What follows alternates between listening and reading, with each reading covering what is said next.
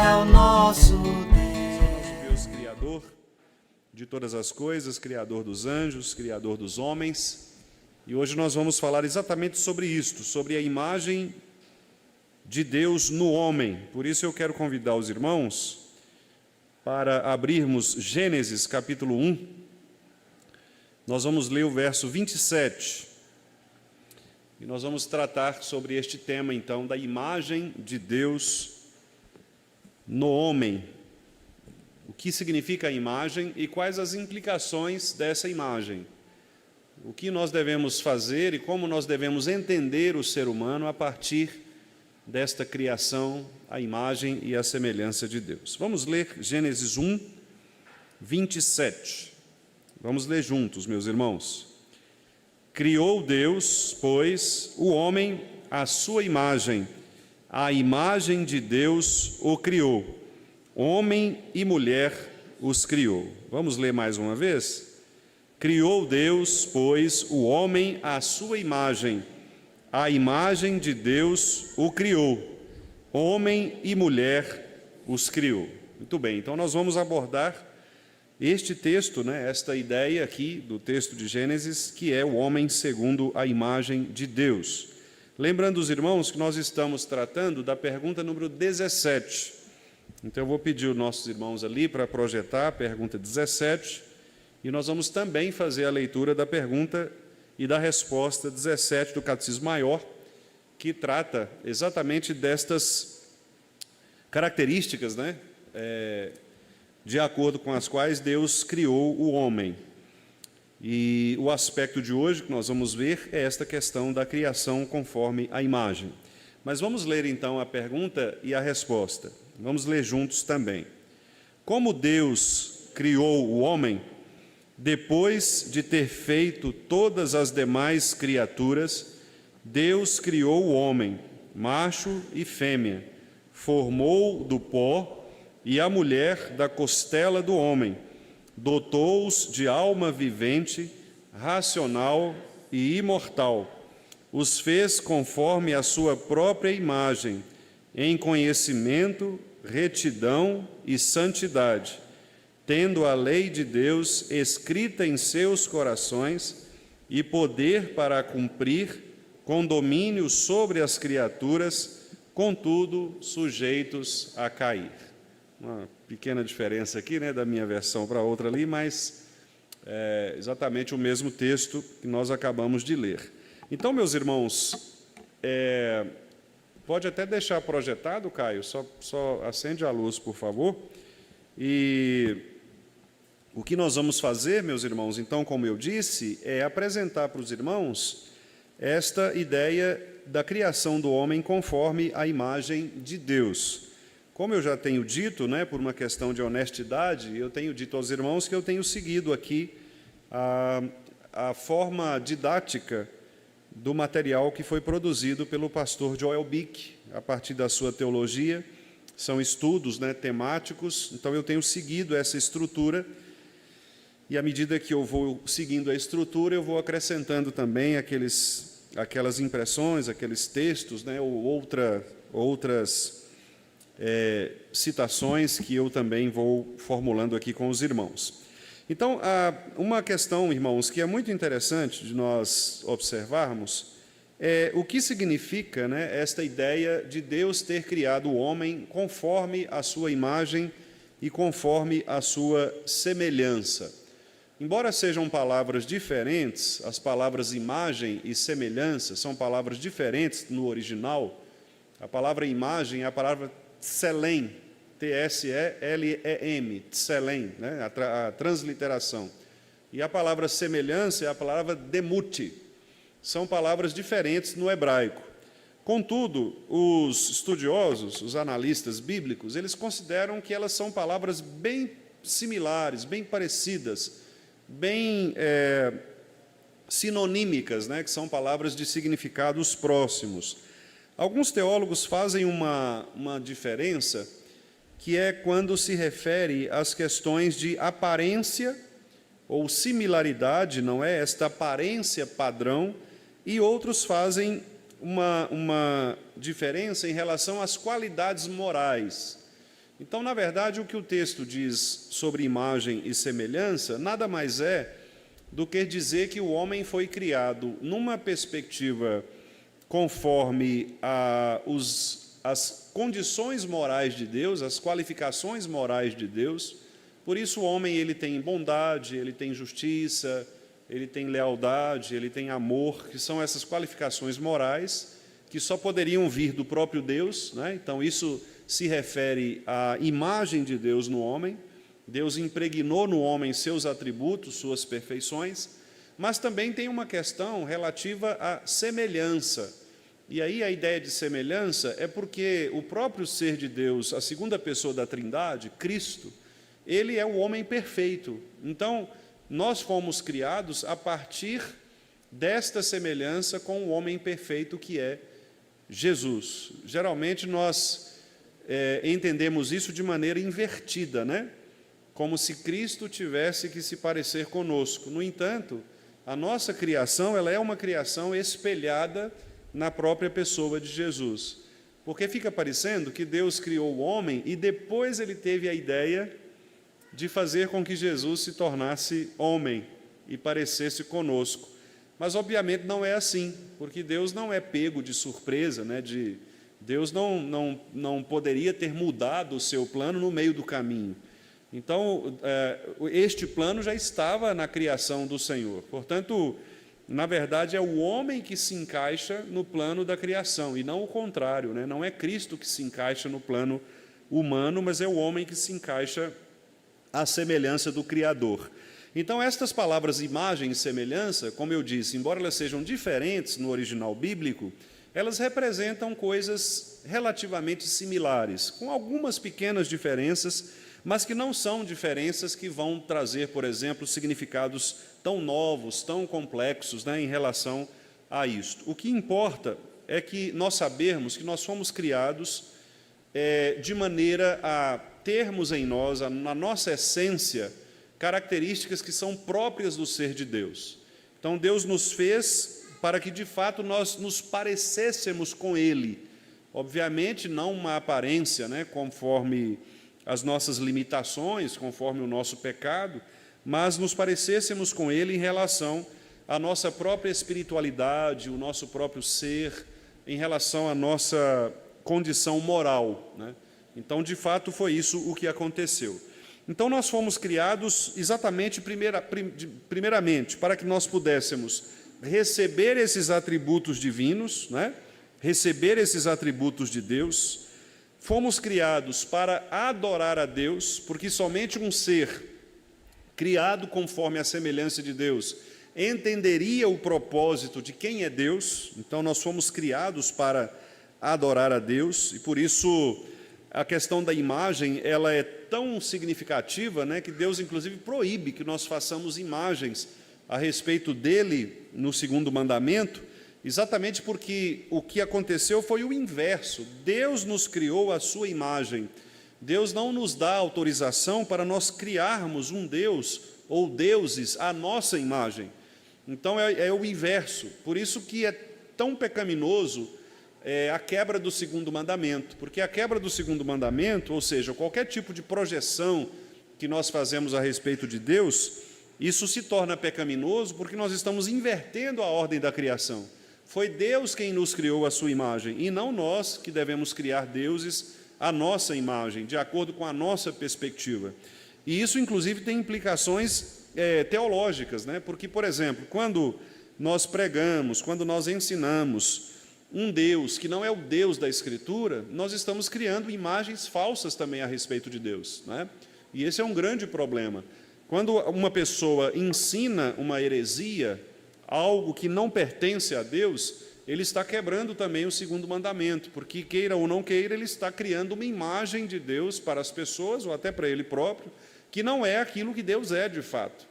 Então, pensar coisas a respeito de Deus, afirmar coisas a respeito de Deus que não pertencem a Deus, é uma quebra do segundo mandamento, né? Porque é uma inversão desta criação humana conforme a imagem do Senhor. Então, Deus nos criou para que nós possamos entendê-lo, para que nós possamos compreendê-lo, não é? Por isso que, inclusive, o pastor Calvino, no primeiro capítulo das Institutas, é um capítulo muito rico, curto, talvez ali 5, 6 páginas, por aí, curto, mas muito, muito complexo, muito interessante, porque ele diz, olha, nós só podemos conhecer o homem se nós conhecermos a Deus primeiramente. O conhecimento do homem, ele só vem a partir do conhecimento de Deus.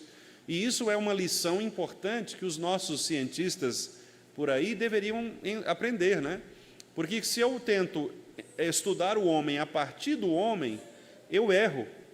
Porque nós não somos seres autônomos, né? Nós não somos seres que aparecemos do nada, nós somos criados, e criados por um Deus inteligente, por um Deus soberano, por um Deus sábio. Então, estudar o homem para estudar o homem, primeiramente, nós temos que conhecer quem Deus é. Porque se nós somos imagem dele, sabendo quem ele é, nós saberemos quem nós somos. Não é assim? Se você sabe quem é o Criador, você saberá as características da criatura, não é? Se você sabe quem é o autor, você saberá as características da obra. Se você sabe quem é aquele que você está refletindo, você sabe quem é você, quem é o reflexo. Quando você olha para uma sombra, você não dá valor à sombra como um objeto. Você sabe que aquela sombra reflete o ser que produz aquela sombra. Ninguém se fixa na sombra, né? Você olha para a sombra, mas você contempla o objeto. A mesma coisa somos nós somos esta imagem, esta projeção divina, esta sombra divina. E quando nós então olhamos para o que é a sombra, que é o homem, nós devemos contemplar o Criador, que é aquele que é o ser que produz em nós a sua imagem. Então nós fomos criados para isso, né? Para refletir a glória de Deus, para, como disse Jesus lá no Sermão do Monte, né? Para que nós pudéssemos ser luzes mesmo, sal e luz. A luz vai refletir, a luz vai demonstrar o quê? A imagem de Deus, não a nossa própria imagem. Por isso nós não somos humanistas, né? Nós não somos daqueles que pensam que o homem é a medida de todas as coisas, como os filósofos gregos pensavam. Nós não somos a medida de todas as coisas, nós somos seres importantes, somos de fato a coroa da criação, a cereja do bolo ali da criação, não é? É o aspecto mais divino da criação, mas nós não somos autônomos, nós não somos donos de nós mesmos, nós não somos seres que têm existência autônoma. Nós existimos porque Deus nos fez existir, Deus nos criou e nos criou para que nós, de fato, pudéssemos adorá-lo. Pastor Joel Bick, ele cita aqui um teólogo chamado Berkouwer, teólogo que viveu no século XX, faleceu quase que recentemente, né, se a gente for pensar do ponto de vista da história, já na década de 90, 1996, e o Berkouwer, ele tem algumas obras muito interessantes, inclusive um livro muito bom a respeito do Espírito Santo, e ele fala assim a respeito do homem, né, da criação do homem. Ele diz assim: a criação do homem, a imagem de Deus, está muito diretamente relacionada à proibição de imagens, pois nas imagens de adoração, o homem entende de modo totalmente errado as intenções de Deus e não percebe mais o significado de sua humanidade em sua comunhão com Deus. Então, quando os homens criam imagens, eles invertem, como diz Paulo lá em Romanos 1, invertem o Criador pela criatura. Então, o homem se torna o Criador e o homem produz um Deus à sua imagem. Então, quando nós queremos que Deus responda aos nossos anseios, sem antes conhecer quem Ele é, nós estamos projetando um Deus falso, um Deus conforme a nossa imagem. E não deve ser assim. Por isso, nós devemos conhecer a Bíblia, devemos conhecer quem Deus é de fato, para que nós possamos nos conhecer e, ao nos relacionarmos com Deus, estabelecer, então, um relacionamento verdadeiro. Foi assim, por exemplo, que aconteceu com Isaías, né? O famoso capítulo 6 do profeta Isaías, todos nós sabemos de cor. Quando Isaías está no templo, a glória do Senhor enche o templo, e a compreensão de Isaías qual foi? Olha, eu estou diante do rei, os meus olhos viram o rei. E por isso, o que acontece? Ele se coloca como aquele que é o pecador, aquele que é impuro, que habita numa sociedade impura, uma sociedade pecaminosa, e ele depende da ação de Deus sobre ele. Então, o anjo vai lá e tira a brasa, né, com a tenaz, toca os lábios. Então, a ação de Deus no homem é sempre essa ação, a conversão, né, por assim dizer, é exatamente uma ação de Deus no homem, não do homem em relação a Deus. Então, nós não somos seres autônomos, independentes, por isso não somos humanistas. Toda a nossa leitura que nós fazemos do homem tem que ser uma leitura cristã, uma leitura bíblica.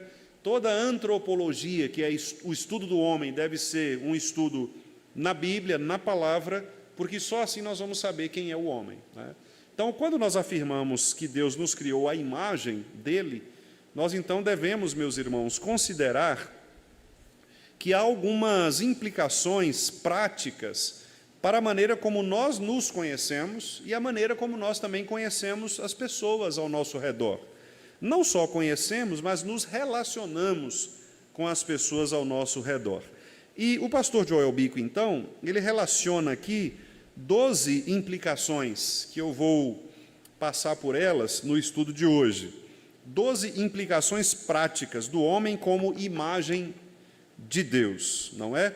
Então, se nós fomos criados à imagem e semelhança de Deus, significa que a raça humana, ela de fato é especial para Deus. O animal não foi criado à imagem de Deus. Então, por mais que nós defendamos os animais como criação, como criaturas de Deus, eles não são imagem de Deus. Então, o cachorrinho, por mais bonitinho que ele seja, por mais que a gente cuide, temos que cuidar mesmo, né, porque faz parte da criação, ele é menor que o homem, porque o homem é a imagem de Deus, o cachorrinho não, o gatinho não. Então, animais são criaturas, devem ser cuidados, como qualquer outra criação, mas o homem é diferente, o homem é especial, o homem carrega a imagem de Deus. Portanto, o relacionamento que nós devemos ter com as pessoas é um relacionamento diferente. Pessoas não podem ser tratadas como objetos. Pessoas não podem ser, por exemplo, descartáveis. Pessoas não podem ser vistas por nós como coisas sem sentido, sem propósito. Qualquer que seja a pessoa, se você pensar, talvez, no maior dos criminosos, se você pensar naquela pessoa que você, quem sabe, tenha dificuldade, uma pessoa que você jamais se relacionaria, ainda assim esta pessoa é imagem e semelhança de Deus. O pecado, ele não tirou do ser humano a imagem de Deus. O pecado destruiu o ser humano, o pecado quebrou a relação entre o homem e Deus, mas a imagem de Deus permanece no homem. Então, se você pega um bandido aí, um criminoso de alta periculosidade, ele é a imagem e semelhança de Deus. Portanto, ele é uma pessoa. E, enquanto pessoa, ele carrega atributos do ser divino, né? Por incrível que pareça, e por mais que a gente possa pensar que ele mais se parece com Satanás do que com Deus, mas, ainda assim, ele carrega a imagem de Deus, não é? Então, isso é importante porque faz com que nós pensemos no modo como nós devemos tratar as pessoas. Qualquer forma, portanto, indigna de tratar um ser humano é pecado contra Deus. Qualquer forma de nós desrespeitarmos a dignidade do ser humano torna-se um pecado contra Deus. Por isso que os pecados proibidos por Deus a partir do 5º mandamento, eles são pecados que se relacionam com a forma como nós tratamos as pessoas. Por exemplo, 5º mandamento, honrar pai e mãe. Nós aprendemos aqui, não é, por meio das pregações ano passado, que isso significa não só honrar o pai e a mãe, mas honrar os superiores, aqueles que são superiores sobre nós, em dons, superiores em idade, superiores na própria experiência. Nós devemos honrar essas pessoas. Então, se nós desrespeitamos essas pessoas, se nós as tratamos com desonra, nós estamos desrespeitando a imagem de Deus nesta pessoa. Nós estamos dizendo que ela tem pouco valor. Então, um filho, quando ele não obedece o seu pai com um coração grato, obediente, sincero, ele peca contra o 5º mandamento exatamente pelo fato de que ele trata aquele superior a ele como alguém irrelevante, como uma pessoa sem valor. Quando nós tratamos alguém que é superior a nós em dons, em talentos, em posição, nós também quebramos o 5º mandamento, porque nós estamos entendendo que aquela pessoa não possui nela própria a dignidade que foi dada por Deus. E lembra do que Paulo falou lá em Romanos 13? Paulo falou que toda autoridade é constituída por Deus, toda. Mesmo que você não goste daquela autoridade, mesmo que você ache que aquela autoridade foi colocada ali de maneira injusta, não importa. Mesmo que você não tenha um relacionamento agradável com aquela autoridade, não importa. Paulo diz: toda autoridade é instituída por Deus. E o que significa que alguém que ocupa a autoridade, ele precisa revelar este respeito, não é? Revelar este respeito. Então, às vezes, a gente fica indignado, né? Como que é possível, por exemplo, esses dias, eu não gosto muito de citar questões relacionadas à política, mas nesse caso eu vou citar porque eu acho que é um bom exemplo. Houve quem questionasse a participação do governador Tarcísio de Freitas, lá em São Paulo, e do governador Zema, aqui em Minas, na recepção do presidente Lula, né? Porque, sabidamente, tanto o Tarcísio quanto o Zema não fizeram parte, né, não fazem parte da coligação do Lula, não apoiam o Lula, muito pelo contrário, né, apoiaram o Bolsonaro e continuam apoiando os partidos de direita. Mas houve quem questionasse: olha que absurdo, o Tarcísio no mesmo palanque com o Lula, o Zema no mesmo palanque que o Lula. Irmãos, esta é uma questão do 5º mandamento. Nós podemos não concordar com o presidente Lula, não termos votado nele, sermos contrários à prática, mas é uma autoridade instituída por Deus, toda autoridade é instituída por Deus. Não importa, o povo de Israel, o Antigo Testamento, e Jesus Cristo no Novo Testamento, deu mostras suficientes de que nós devemos respeitar essas autoridades, não é? E nós respeitamos por quê? Com base no princípio de que, por pior que seja a pessoa, e aí agora eu não me refiro mais só ao presidente Lula, né, mas a qualquer outra pessoa, por pior que seja, por mais que eu não me adeque a ela é imagem de Deus. Eu preciso respeitá-la como ser humano. Por isso nós somos contrários, por exemplo, a leis que protegem muito mais os objetos ou os animais, por exemplo, do que as pessoas. É um absurdo você ser mais punido por desmatar uma área verde do que, por exemplo, por matar uma pessoa, não é? Porque os valores, eles precisam ser colocados no devido lugar. O ser humano é a criação mais importante de Deus e, por isso, o meu relacionamento com o ser humano precisa ser diferente do meu relacionamento com os animais. Então, eu não sou contra os pet shops, acho que eles fazem um bom trabalho, mas, obviamente, há pet shops e há clínicas veterinárias que são muito melhores e muito mais bem equipadas do que os nossos hospitais para pessoas, não é? Do que as lojas para pessoas. Então, tratemos bem os nossos animaizinhos, mas eles não são filhos, né? Hoje tem esse negócio de mãe de pet, mãe de cachorro, pai de cachorro. Quer dizer, isso não existe, né? Nós temos um relacionamento agradável com os nossos animais. Eu mesmo gosto de bichinho de estimação, né? Tive o meu Scooby lá que viveu 15 anos, né? Gosto, mas nós precisamos colocar as coisas nos devidos lugares. Nós não podemos gostar mais de animais do que de pessoas, não é? Embora nós tenhamos, sim, apreço, como eu disse, não só animal, mas a própria criação, né? Se você vai, por exemplo, a um parque e contempla a criação, as árvores, há irmãos, por exemplo, que gostam, né, às vezes, ir para um lugar, um sítio, uma roça, uma coisa assim, cuidar das plantinhas ali, isso é muito bonito ter em casa, não é? Tudo isso faz parte da criação, mas nós precisamos colocar as coisas nos devidos lugares. Nós não podemos trocar o valor destas coisas pelo valor sublime do que é o ser humano. E, infelizmente, o pecado nos faz errar nesse aspecto, né? Às vezes nós tratamos melhor outras coisas da criação do que o ser humano.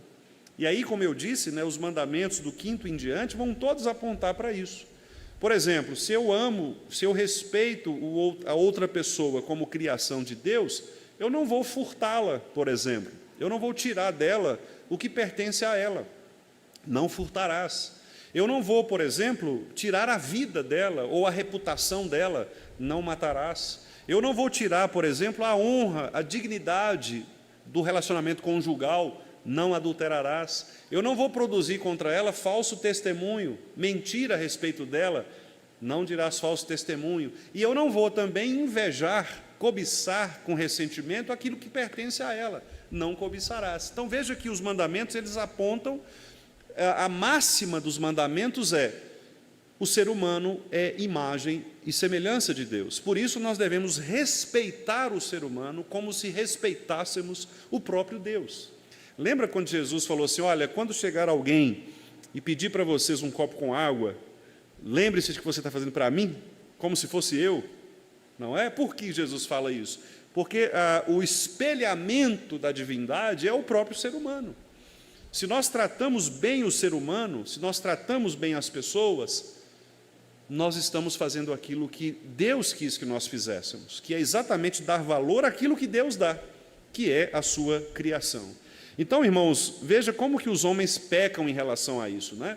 Quando gestores públicos, por exemplo, o servidor público, ou o gestor público, um prefeito, um governador, um presidente, ou mesmo da legislatura, o judiciário, por exemplo, que são homens que estão no governo, no poder, quando eles desprezam o homem em favor de outras coisas, eles pecam contra Deus. Então, quando você vai, por exemplo, numa clínica, uma UPA, lotada de gente, e a pessoa está ali mais de 7 horas para ser atendida e tratada de maneira indigna, de maneira desumana, isso é pecado. Isso é pecado contra Deus. O gestor público está pecando contra Deus, ele está quebrando o mandamento: não matarás. Por quê? Porque ele não está dando condição de respeitar o homem que foi criado à imagem e semelhança de Deus. Então, viver e fazer viver é uma máxima de obediência ao mandamento não matarás. Por quê? Porque o ser humano é imagem e semelhança de Deus. Então nós não podemos ser favoráveis a nenhum tipo de política que venha depreciar o valor do ser humano, que venha prejudicar o ser humano. Por isso nós somos contrários ao aborto, por exemplo. Por isso nós somos favoráveis a penas mais graves com relação àqueles que tiram a vida de outras pessoas, aqueles que causam, por exemplo, ferimentos a ponto de uma pessoa se tornar, quem sabe, inválida, uma deficiência contínua, né? Uma deficiência definitiva, né? Por quê? Porque a maneira como uma pessoa ela lesa o outro ser humano, ela está quebrando o princípio da imagem de Deus. Então são coisas muito sérias. Os irmãos percebem que, ao estudar a Bíblia, portanto, nós não estamos falando de coisas, entre aspas, só de dentro da igreja. Nós estamos falando da nossa relação política, social, das nossas relações humanas, não é? Por quê? Porque nós estamos sabendo o que é o homem. Então vejam aqui, irmãos, as implicações práticas do homem como imagem de Deus. Primeiro lugar que o pastor Joel Bick coloca: santidade. Ele diz assim: ao longo de toda a vida humana, desde o ventre até a idade adulta, agita-se esta gloriosa bandeira. Aí ele cita Gênesis 9:6, que diz assim: se alguém derramar o sangue do homem, pelo homem se derramará o seu, porque Deus fez o homem segundo a sua imagem. Gênesis 9:6. E aí ele diz: o homem é sagrado, e tirar a sua vida sem justa causa é atacar a glória de Deus. Pessoas não são animais. Cristo ensinou aos seus discípulos que o seu Pai Celestial cuida das plantas, cuida dos animais, mas considera as pessoas muito mais valiosas do que plantas e animais. Então, esse é um ponto importante. Nós somos diferentes, nós somos santos nesse sentido. O ser humano é diferente. E eu quero, então, ler com os irmãos o texto que é citado aqui, texto de Mateus, capítulo 6, versículo 26. Texto também que os irmãos conhecem bastante, em que Jesus fala a respeito da necessidade que temos, né, de confiar nele e de não andarmos ansiosos pelo que havemos de beber ou vestir, comer. Vamos ler o 26, Mateus 6, 26. Vamos ler juntos. Observai as aves do céu, não semeiam, não colhem, nem ajuntam em celeiros. Contudo, vosso Pai Celeste as sustenta. Porventura, não valeis vós muito mais do que as aves? Então, esta é uma pergunta feita por Jesus, que é uma pergunta, nós chamamos de pergunta retórica, aquela pergunta que é feita para que a pessoa demonstre que ela já sabe a resposta. Todo mundo vai dizer, sim, claro, nós valemos mais do que as aves. Então, é como se Jesus dissesse, então, por que vocês estão preocupados? Vocês valem mais do que os animais. Então, o próprio Senhor Jesus mostra que, embora nós devamos gostar dos nossos animaizinhos, é pecado jogar veneno para gato também, né? É pecado, não façam isso, matar gato envenenado, pombo, né? Não matem a criação, exceto os animais que são peçonhentos, né? Barata, escorpião, aí lacraia, né? Isso aí você pode matar porque vai causar mal para a sua vida. Mas esses coitados aí que estão enfeitando o mundo, embelezando as coisas, não precisa você matar, né? Então, entendamos isto. Nós somos diferentes. O ser humano é santo. Ele é separado da criação. Segundo lugar, irmãos, espiritualidade. Santidade primeiro, agora espiritualidade. Pastor Joel Bick diz assim, olha, Deus é espírito, como nós sabemos lá de João 4, 24, né? E ele coloca assim, o homem criado à imagem de Deus reflete essa espiritualidade como um ser feito para adorar e buscar a glória de Deus. O homem tem um aspecto espiritual e religioso em sua vida, que não pode ser reduzido às interações de mera energia ou matéria. Então, quer dizer, isso mostra que o ser humano é um ser religioso, né? As pessoas tentam tirar esta sacralidade, esta religião do homem, mas não conseguem. Os irmãos podem ver que toda cultura, todo mundo acaba refletindo um pouco do que é ser religioso. Mesmo que a pessoa não adore ao Deus cristão, mas ela está sempre adorando alguma coisa, buscando algum Deus, algum tipo de cerimônia religiosa, algum tipo de religiosidade, porque isso faz parte do ser humano. Nós não somos materiais, nós não somos só objetos, né? Nós somos seres que também temos ou expressamos as nossas crenças, a nossa fé. Então, isso faz parte também de o homem ser imagem de Deus. Nós somos seres espirituais, nós não somos apenas seres materiais, somos seres espirituais. Terceiro lugar, a racionalidade. Santidade, espiritualidade e racionalidade. O que é isso? Significa que o homem, assim como Deus, é um ser pensante. Deus é um ser sábio, não é? Lá em Provérbios, muitas vezes, Salomão fala a respeito disso, da sabedoria divina. Paulo fala que a nossa sabedoria não é como a sabedoria de Deus, mas nós temos sabedoria, porque o homem foi criado pensante, pessoal. Aqui mesmo em Gênesis, né, na criação, no relato da criação, Deus ele dá ao homem a capacidade, por exemplo, de nomear a criação. Ora, como é que Adão nomearia a criação se ele não fosse um ser pensante, um ser inteligente? Obviamente, para ele dar nome às coisas, ele precisava pensar, precisava conectar, refletir sobre as coisas, né? Filosofar, né? Então, o aspecto filosófico, o aspecto especulativo, racional, mental, o homem que pensa, que raciocina, que escolhe, que fala, um homem que age, que tem poder de decisão, todas estas coisas têm a ver com a imagem de Deus no homem. Então, nós devemos agradecer ao Senhor, porque nós somos seres que também, diferentemente dos animais, somos capazes de ir além, de criar, de dinamizar a vida. O João de Barro, por exemplo, a gente fica impressionado como que ele faz a casinha, né? Lá em casa mesmo tem um casalzinho de rolinha, e eles estão tentando fazer um ninho, e eu já expliquei para eles, mas eles não entendem. Porque eles estão fazendo um ninho num lugar onde tem um toldo assim, né? Só que o lugar é muito estreito. Então eles levam lá, pega as plantinhas lá e vai junta, só que cai, entendeu? Aí de vez em quando tem um ovinho lá quebrado em cima da mesa, né? Porque não tem o espaço.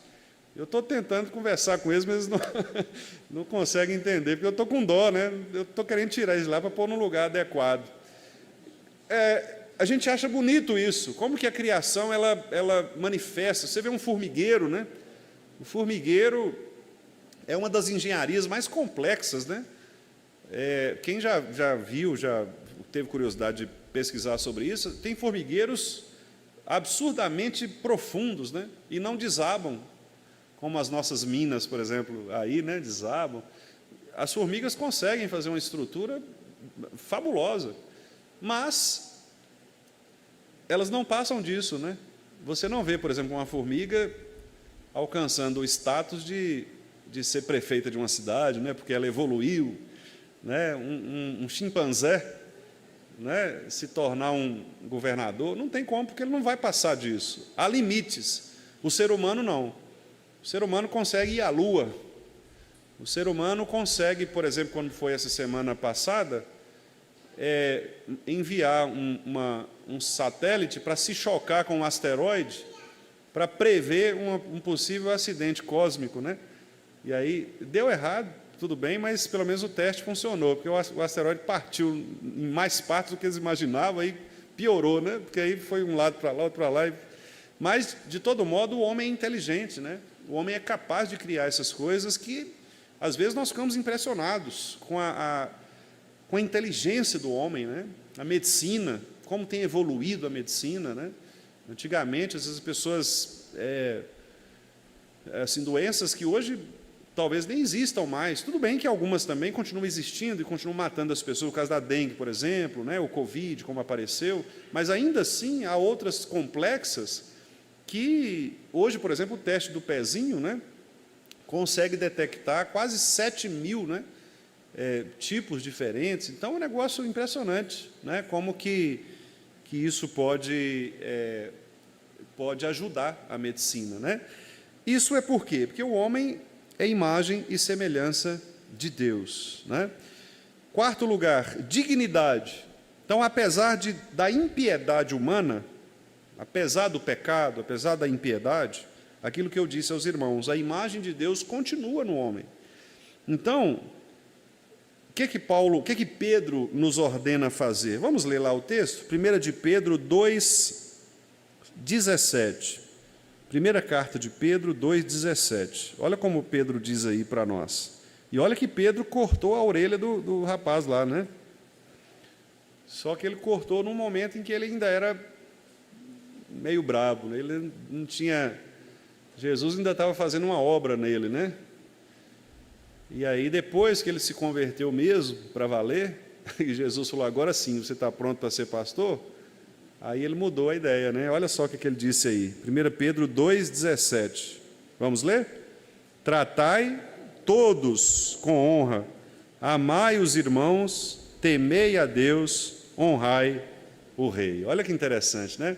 Então, tratai todos, petistas, bolsonaristas, cruzeirenses, atleticanos, tratai todos, né? Todos, com honra. Amai os irmãos, temei a Deus e honrai o rei, ou seja, quem vos governa, né? Seja o nosso prefeito, seja o nosso governador, seja o presidente da República. Esse é o padrão bíblico, irmãos. Não é? Jesus, quando esteve lá diante de Pilatos, ele não desonrou a autoridade, mas pelo contrário, né? Ele usou a própria autoridade de Pilatos, dizendo, você tem autoridade, você que está dizendo, então, faça conforme a sua autoridade, né? Jesus não se rebelou contra a autoridade. Então, dignidade, o ser humano ele tem dignidade. Diz o pastor Joel Bick aqui o seguinte, ao usar a palavra honra para nosso dever em relação a todos os homens e ao rei, Pedro sutilmente nos lembra que toda a humanidade, até mesmo o mais pobre, tem a mesma razão básica para receber a honra, porque todos nós somos portadores da imagem de Deus. E aí ele nos lembra aqui um texto muito interessante, que é o texto de Provérbios 14, 31, que diz assim: o que oprime ao pobre insulta aquele que o criou. Olha que interessante, né? Então, veja que a opressão aos pobres, aos menos favorecidos, é uma desonra ao próprio Deus, né? Então, eu repito, um gestor público que desonra aqueles que são mais pobres, ou que não favorece a estes, dentro de políticas que sejam políticas corretas, bíblicas, adequadas, ele peca contra Deus, né? Então, essa é uma compreensão interessante, que não se aplica, como eu disse, só ao campo das quatro paredes da igreja. É a nossa relação social, né? Que faz parte da nossa criação lá em Gênesis. Quinto lugar, integridade. Integridade. Ele diz aqui o seguinte: por esse termo, não nos referimos à integridade moral, mas à singularidade integrada da natureza humana. Ou seja, podemos falar das partes do homem e distinguir aspectos da imagem de outros, mas devemos nos lembrar que Deus criou o homem como um ser inteiro à sua imagem. Ou seja, nós não somos uma fragmentação. Por exemplo, nós não temos uma disputa entre razão e emoção, ou uma disputa entre razão e fé, entre coração e obediência. Não, nós somos integrais. Por isso que o pecado ele vem e rouba de nós esta integralidade. Por exemplo, quando nós queremos adorar a Deus apenas espiritualmente, mas não com o nosso corpo, ou com a nossa mente. Lembra quando Paulo diz assim, que nós devemos cantar com a mente, orar com a mente, né? Por que orar com a mente? Porque Paulo sabe que as orações elas tendem a ser manifestações mais emotivas de nossa parte, mais afetivas. Mas Paulo diz, olha, a sua mente não está desconectada da sua emoção. Por isso que nós não devemos cantar, por exemplo, sem saber o que nós estamos cantando. O cântico pode ser até muito melodicamente atraente para nós, mas se ele estiver dizendo uma mentira, uma falsidade, uma heresia, nós não podemos cantar. Por mais que eu goste da melodia, ache bonita, e às vezes é mesmo, eu não posso cantar. Por quê? Porque nós somos integrais. Nós não podemos oferecer a Deus um tipo de adoração fragmentada, né? Nós não somos só uma coisa, nós somos tudo isso, nós somos corpo, alma, nós somos razão e emoção, né? Então, o nosso culto ele tem que ser um culto racional, mas um culto também afetivo. Não é aquele racionalismo frio, aquela coisa mecânica que você... Não, eu preciso expressar emoção, mas uma emoção controlada pela compreensão. Não é uma emoção como você está, por exemplo, num estádio de futebol, torcendo pelo seu time, aquela coisa maluca, né, que você está... Não, uma emoção controlada. Você se emociona, mas você se emociona porque você entendeu o contexto no qual você está. Não é? Então, e olha como que o pecado ele é cruel, né, meus irmãos? Porque ele rouba da gente isso. E ele sempre nos leva para extremos, né? Então, às vezes, por exemplo, a pessoa ela é fanática demais, aí aquele culto só emocional, né? A pessoa chora, grita, pula, faz capoeira, tal, fala tudo quanto é coisa, porque é só emoção. Ou então o outro lado, né? Aquele culto, aquele negócio que se a pessoa coçar aqui, já tem outro olhando, achando que ele está levantando a mão, né? Pentecostal. Porque nós somos assim, né? Nós temos essa tendência de radicalizar, né? E o equilíbrio ele é muito importante, porque nós sabemos que as expressões de emoção diante da presença de Deus, elas são reais, mas elas são controladas pelo entendimento. Lembra que quando João, por exemplo, se caiu diante da presença de Cristo, da visão que ele teve lá na ilha de Patmos, o corpo de João manifestou a presença de Deus, tanto que ele caiu, ele falou, eu caí como morto. Mas veja, ele não fez aquilo motivado por uma emoção produzida, falsa, ele fez aquilo por uma compreensão real da presença de Deus. Não é? Então, esse equilíbrio ele é fundamental, mas o pecado, repito, né, ele rouba da gente isso, e nos leva sempre para extremos e perigosos. Então, integralidade. Igualdade, sexto lugar. Ele diz assim, considerando que a dignidade da imagem divina nos foi dada aos nossos primeiros pais, como nós lemos lá em Gênesis 1, 27, ela pertence aos dois gêneros, masculino e feminino. Então, o homem não pode ser machista. Hoje a gente fala muito de feminismo, né? Mas o contrário do feminismo, que é igualmente pecado, é o machismo. Machismo é o feminismo às avessas, e é tão pecaminoso quanto aquele homem que acha que vai ganhar no grito, que a mulher é um objeto, que a mulher tem que fazer o que ele quer. Não é isso que a Bíblia ensina, né? Questões étnicas, um povo que se acha superior a outro povo, classes sociais, por exemplo, ricos que exploram os pobres porque se acham mais poderosos, qualquer tipo, né, de tratamento desigual. Nós temos que nos lembrar que todos nós somos criados igualmente. Então, os crentes, por exemplo, têm que ser contrários ao racismo.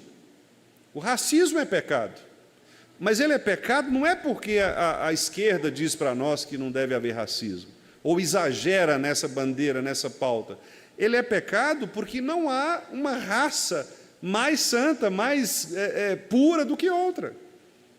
Todos nós somos humanos, todos nós fomos criados à imagem e semelhança de Deus. A cor da pele não pode ser distintivo para que eu trate com respeito uma pessoa, seja ela amarela, azul, preta, branca, o que for.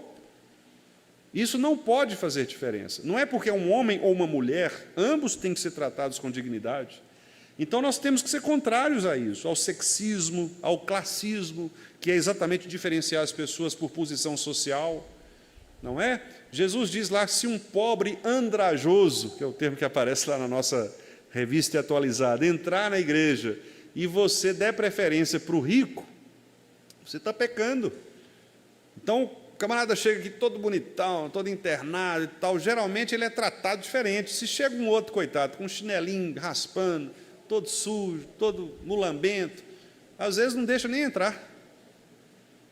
Nós não temos isso? O pecado faz isso na gente. O pecado faz a gente olhar para um cidadão bem vestido de um jeito diferente do que o cidadão morador de rua. Isso é o pecado que faz isso. Mas tanto o morador de rua, coitado, que está ali numa condição que às vezes ele não escolheu, há alguns que escolhem, inclusive pelo pecado, se entregam a situações pecaminosas e chegam àquela situação. Nós sabemos disso. Mas há aqueles também que não gostariam de estar, mas estão naquela condição. E o nosso olhar para essas pessoas é diferente, meus irmãos, do olhar para uma pessoa de uma classe social diferente. E não deve ser assim. Não deve ser assim. Não estou dizendo que você tem que, a partir de amanhã, chegar e sentar e conversar com qualquer pessoa. Não é isso. Até porque há outras questões, violência, tudo isso que a gente sabe que o próprio pecado produz. Mas o que eu quero dizer é que nós temos de ter o mesmo coração misericordioso, compassivo, para com essa pessoa. Do mesmo jeito que nós queremos alcançar o rico, nós temos que alcançar o pobre. E vice-versa, né? Porque o contrário também existe. Às vezes a gente acha que a igreja tem que pregar só para pobre. Não, a igreja tem que pregar para o ricão também. Ué. Se nós tivermos a oportunidade de ir lá no bairro, lá no Mangabeiras, e pregar naquelas mansões ali, louvado seja Deus, vamos pregar para eles também. Nós não pregamos a teologia da libertação, né? Aquela ideia de que só o pobre, Jesus veio para o pobre, o rico não vai entrar no céu. Não, o evangelho é para todos, criança, jovem, idoso, homem, mulher, rico, pobre, branco, amarelo, qualquer pessoa. Todos são criados à imagem e semelhança de Deus. Então, igualdade. Sétimo, benevolência. A imagem de Deus é um potente motivo para fazer o bem a todos os homens. E aí ele cita aqui o pastor Calvino, que disse assim, o Senhor ordena a todos os homens, sem exceção, a fazerem o bem. Vamos ler esse texto aqui, que o Calvino citou, é o texto de Hebreus, capítulo 13, verso 16. Hebreus 13, 16. Vamos lá. não negligencieis igualmente a prática do bem e a mútua cooperação, pois com tais sacrifícios Deus se compraz. Olha que texto interessante. Nós não devemos negligenciar, abandonar a prática do bem e a cooperação mútua. Deus gosta desses sacrifícios. Às vezes nós temos a tendência de fazer outros sacrifícios, né? Achando que a religião ela é sacrifício religioso, cerimonial. Mas o verdadeiro sacrifício que Deus exige de nós é esse. O que o profeta disse lá? É cuidar do órfão, cuidar da viúva. Esse é o sacrifício que nós devemos fazer. Porque não há coisa mais difícil, meus irmãos, do que nós sairmos da nossa individualidade para considerarmos o outro superior a nós mesmos. Falem verdade, não é sério isso? É muito difícil você considerar o outro superior a você. Muito difícil. Geralmente é o contrário, nós queremos ser superiores às pessoas. Nós queremos ter razão, nós queremos ser servidos. Não é assim? O outro é que tem que me servir. Dificilmente nós queremos servir as pessoas, nós queremos nos colocar como servos. Dificilmente. Isso é do pecado, meu, de vocês, é o nosso pecado. É essa tendência, né, maligna que nós temos de querer estar por cima. E aqui Jesus diz então, né, ou melhor, o escritor aos Hebreus nos diz, né, não negligenciem a prática do bem. E aí eu continuo citando aqui o Calvino, que o Joel Bick citou. No entanto, ele diz aqui, Calvino, a maior parte dos homens é muito indigna se for julgada por seu próprio mérito. Mas aqui a Escritura nos ajuda da melhor forma, quando ensina que não devemos considerar que os homens tenham merecimento próprio, mas olhar para a imagem de Deus neles, em todos os homens, a qual devemos toda honra e amor. Olha que interessante. Então, você não deve olhar para o homem, né? Mas para a imagem de Deus nele. Então, se eu tenho que obedecer a uma pessoa que eu particularmente não tenho, digamos, simpatia, mas eu sei que ele é superior a mim, eu tenho que honrá-lo. Se eu não vou honrá-lo pelos méritos dele, eu tenho que honrá-lo porque ele é a imagem e semelhança de Deus. Esse é o padrão, portanto, né? E aí o pastor Joel Bick diz assim, o mais arrogante chefe, a criança mais rebelde e o vizinho mais ímpio, eu vou citar de novo, ó, o chefe, né, o supervisor mais arrogante, a criança mais rebelde e o vizinho mais ímpio têm isto em comum, 2 pontos. Quando os amamos, estamos amando ao Deus que os fez à sua imagem. É difícil, mas é isso que a Bíblia nos ensina, né? Quando nós aprendemos a amar aqueles que são os mais difíceis no nosso relacionamento, nosso chefe que é ruim, mandão, gente, né? O vizinho que nos dá problema, a criança que na escola ali, é essa hora que você pensa, não, eu estou diante da imagem de Deus. E desonrar esta imagem é desonrar o próprio Deus. Eu ainda tenho aqui 4 minutinhos. Autoridade. 8º lugar. O direito de envolvimento na agricultura, na indústria, nas relações culturais, né, nasce diretamente do domínio, da autoridade que Deus deu ao homem. Lembram lá em Gênesis, quando Deus disse, olha, vocês vão dominar, controlar a criação. Então o homem tem autoridade. Autoridade. O homem, ele exerce a autoridade correta, obviamente, né? Não uma tirania. Nós não devemos ser autoritaristas, autoritários, mas a autoridade constituída por Deus de maneira correta, isto é bênção. Quando Deus nos coloca em posições de autoridade, seja um pai, seja um chefe de uma empresa, qualquer tipo de autoridade, seja uma autoridade do Estado, por exemplo, um policial, um professor. Então, estas pessoas que exercem a autoridade, elas exercem a autoridade porque Deus concedeu a elas a autoridade. Então, elas devem ser autoridade, não autoritárias. Nós não devemos usar este papel, este lugar que Deus nos deu para usarmos de autoritarismo. Por isso que Pedro fala para os pastores, né? Pedro fala, olha, não façam não pastoreiem com autoritarismo, mas sejam de boa vontade. Façam isso com o coração, façam isso amando, né? Porque esse é o papel divino. Nono lugar, meus irmãos, mordomia. Mordomia. O que é mordomo, né? Mordomo é aquele que administra bem. Então, a palavra mordomia na Bíblia tem muito a ver com administrarmos bem aquilo que Deus nos dá. Em todos os aspectos, administrar os nossos dons, administrar as bênçãos que Deus nos dá, família, os talentos, a inteligência, os recursos financeiros, em todos os sentidos, né? Então, o pastor Bick coloca aqui o seguinte: por isso, dessa forma, sendo mordomos, né, nós devemos cuidar do ambiente natural, cuidar daquilo que Deus nos deu, evitar poluir, por exemplo, o nosso ambiente. Aí entra o papel da ecologia, né, biblicamente orientada. Evitar danificar as coisas, né? Agora mesmo está tendo uma polêmica aqui em Belo Horizonte, os irmãos devem ter visto, né? Estão cortando as árvores lá perto do Mineirão, porque vai ter uma corrida de Stock Car, né? Aí a prefeitura liberou cortar as árvores, tinham plantado recentemente com a reforma do estádio e agora cortando. E aí tem um pessoal lá que está manifestando e tal, né? Então, veja, é esse tipo de abordagem que nós temos que pensar enquanto crentes. O que nós faríamos se você fosse um gestor público, por exemplo, se você fosse um assessor do prefeito, né? Qual o conselho que você daria? Não, corta mesmo. Ou então, prefeito, olha, vamos fazer outra coisa, vamos cuidar. Então, são escolhas que têm a ver com este aspecto, né?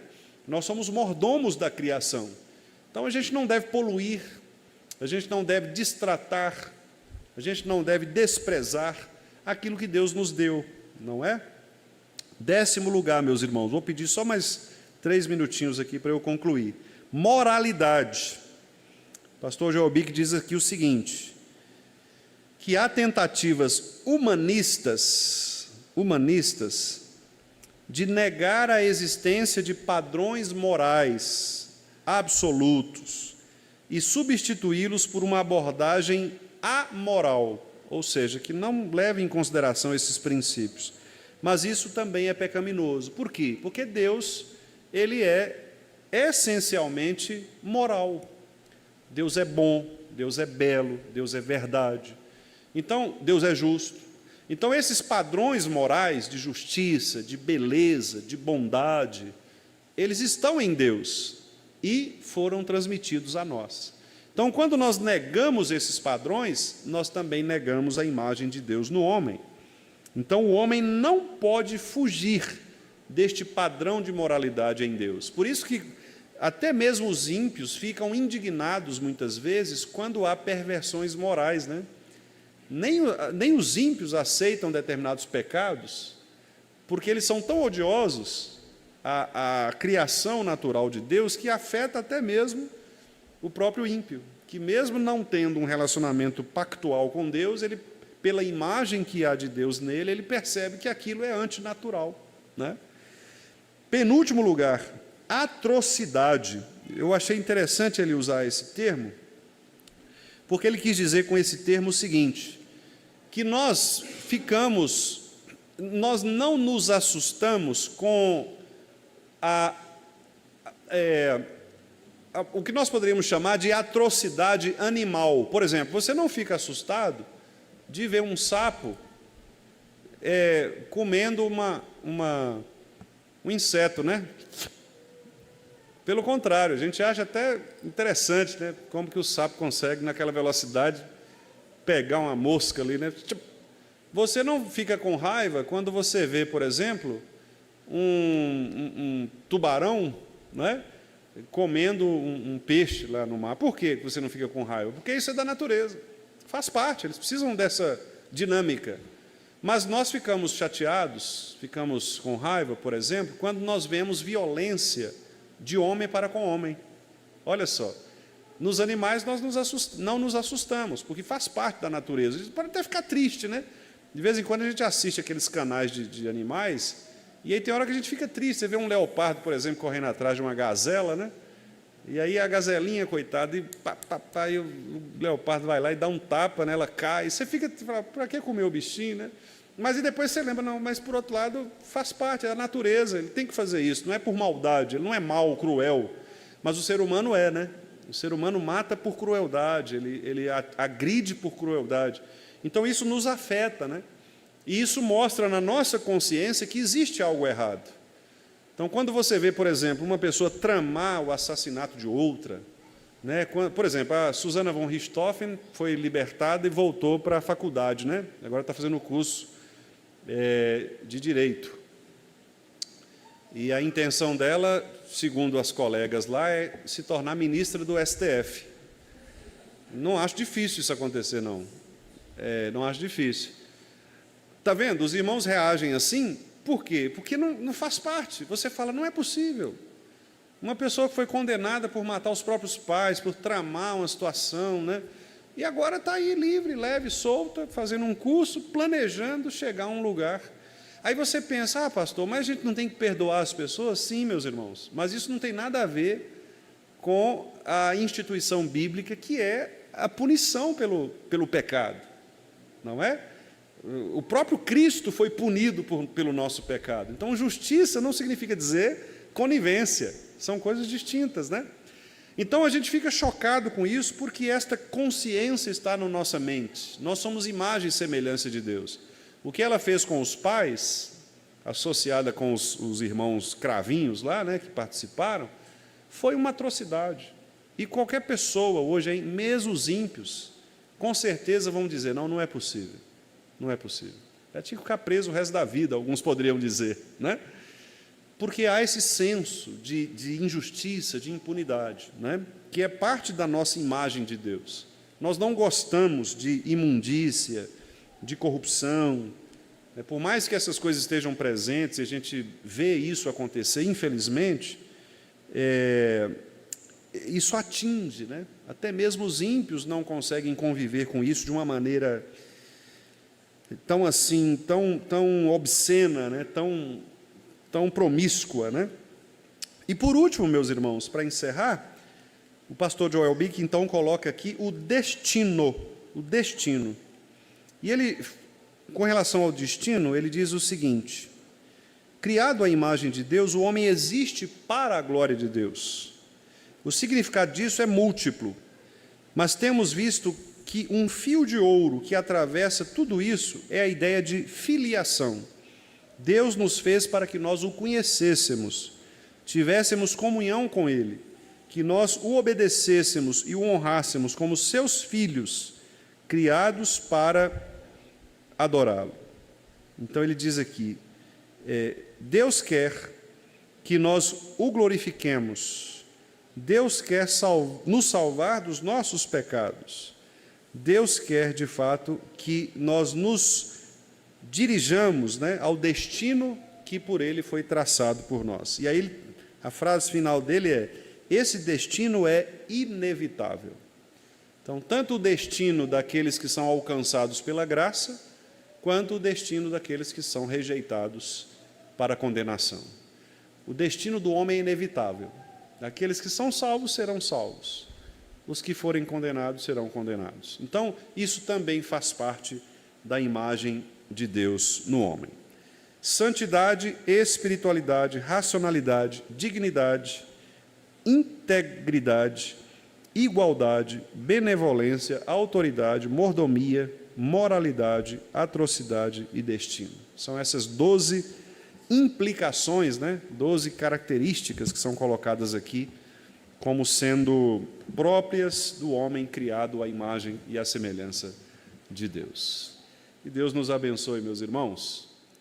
Apesar do nosso horário um pouquinho avançado, eu pergunto aos irmãos se há alguma pergunta, algum comentário.